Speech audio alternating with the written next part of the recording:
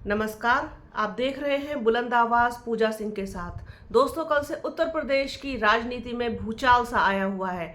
उसका कारण है जौनपुर से बसपा प्रत्याशी श्रीकला रेड्डी, जो 2024 का लोकसभा चुनाव लड़ रही थी पूरे जोर शोर के साथ।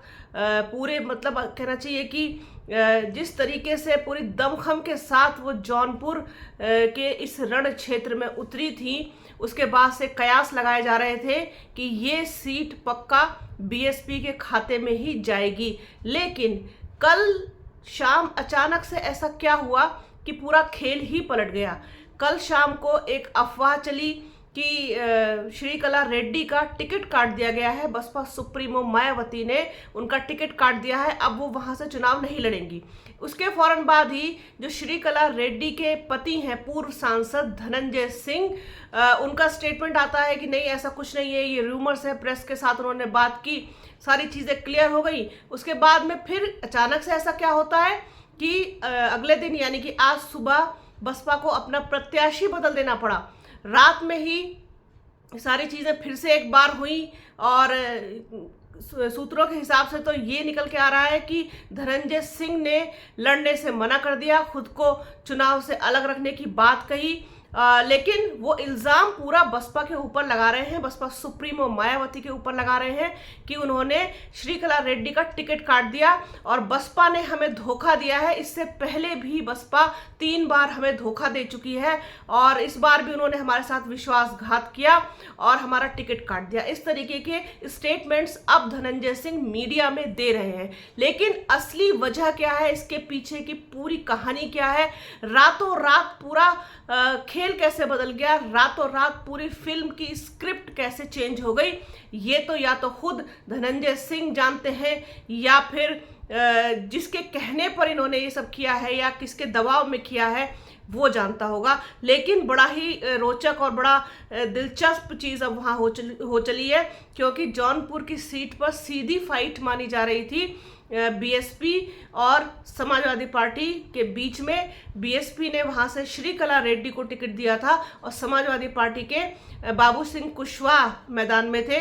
साथ ही साथ भारतीय जनता पार्टी की तरफ से कृपा शंकर सिंह को उन्होंने उतारा था। लेकिन मुकाबला जो था, कृपा शंकर सिंह फाइट से बाहर माने जा रहे थे पूरे समीकरण के हिसाब से। फाइट एसपी और बीएसपी के बीच में थी। लेकिन ऐसा पता नहीं क्या हुआ, क्या चीज़ें हुई, किस दबाव में आ गए श्रीकला रेड्डी और धनंजय सिंह की सारा वहाँ पर सब उलट पुलट हो गया। अब मुकाबला वहाँ पर त्रिकोणीय माना जा रहा है कि बसपा, सपा और भारतीय जनता पार्टी, इन तीनों में टक्कर होगी।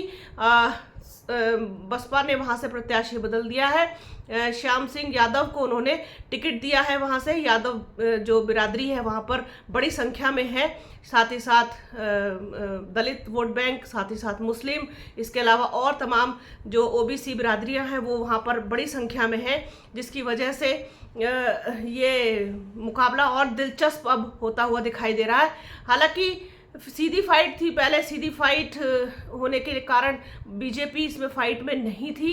यही शायद वजह उनको लग रही होगी, क्योंकि जिस तरीके से भारतीय जनता पार्टी इस वक्त एक एक सीट के लिए फाइट कर रही है, एक एक सीट के लिए उसको लड़ना पड़ रहा है। जौनपुर वो अपने हाथ से निकलने नहीं देना चाहती थी एक बार फिर से। इससे पहले भी बसपा के पास ही वो सीट थी। कृपा शंकर सिंह फाइट में नहीं थे, कांग्रेस में थे, पहले लाए गए हैं, मुंबई से लाए गए हैं, यहाँ लाकर के उनको लड़ाया जा रहा है ठाकुर बिरादरी को रिझाने के लिए, क्योंकि ठाकुर जो राजपूत समाज है, ठाकुर समाज है, वो अच्छा खासा नाराज है भारतीय जनता पार्टी से। इसी वजह से ये सारी चीज़ें हुई हैं। शायद यही दबाव कहीं ना कहीं धनंजय सिंह के ऊपर डाला गया है, तमाम और चीज़ों का उनको शायद डर दिखाया गया हो, आई एम नॉट श्योर। लेकिन सूत्र ऐसा बताते हैं, खबरें ऐसी आ रही हैं कि ये सारी चीज़ें इसके पीछे हो सकती हैं। अब वो पूरा का पूरा इल्ज़ाम बसपा के ऊपर लगा रहे हैं कि जो है बसपा ने हमें एक बार फिर से धोखा दे दिया। अगर बसपा इससे पहले आपको धोखा दे चुकी है तो फिर मान्यवर आपने इस बार बसपा पे भरोसा किया क्यों था? आपकी पत्नी इतने दिन से प्रचार कर रही हैं, पूरा भौकाल लेके साथ में चल रही हैं, काली गाड़ियों का लंबा काफिला निकल रहा है, लोगों से संपर्क कर रही हैं, लोगों से आशीर्वाद ले रही हैं। बसपा कैंडिडेट के रूप में, और जो जोन कोऑर्डिनेटर हैं घनश्याम चंद खरवार वहां जाकर के आपके कार्यालय का उद्घाटन करते हैं। सब कुछ हो रहा है, फिर अचानक से ऐसा क्या होता है? ये माना जा रहा है कि कहीं ना कहीं भारतीय जनता पार्टी का, गुजरात लॉबी का, केंद्र सरकार का कोई ना कोई दबाव जरूर आया है, जिस वजह से धनंजय सिंह पीछे हटे हैं।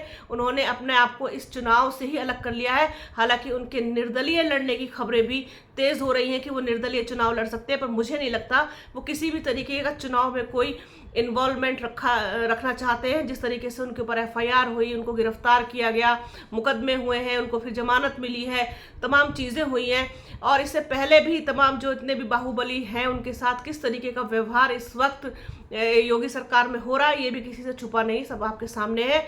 शायद उन सब चीज़ों का जो प्रेशर है, उन सब चीज़ों का जो दबाव है, वो नहीं झेलना चाहते या नहीं लेना चाहते हैं धनंजय सिंह। इसी वजह से उन्होंने खुद को विड्रॉल किया है, और अब मुकाबला और ज़्यादा दिलचस्प और त्रिकोणीय।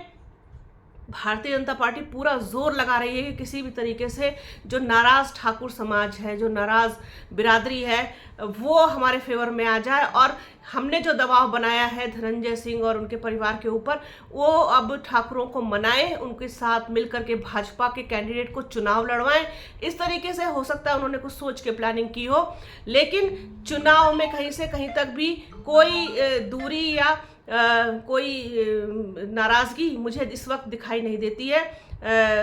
BSP की तरफ से, BSP को कहा जा रहा है कि टिकट काट दिया, कोई कह रहा है टिकट कट गया, लेकिन सच्चाई जहां तक ये है वो ये है कि धनंजय सिंह ने खुद ही अपना नाम वापस लिया है। धनंजय सिंह चुनाव से बाहर हो गए। तो ये सारी चीज़ें थी, ये खबर सुबह से चल रही है, तो तमाम तरह के अफवाहों का बाजार गर्म है, लेकिन सच्चाई यही है।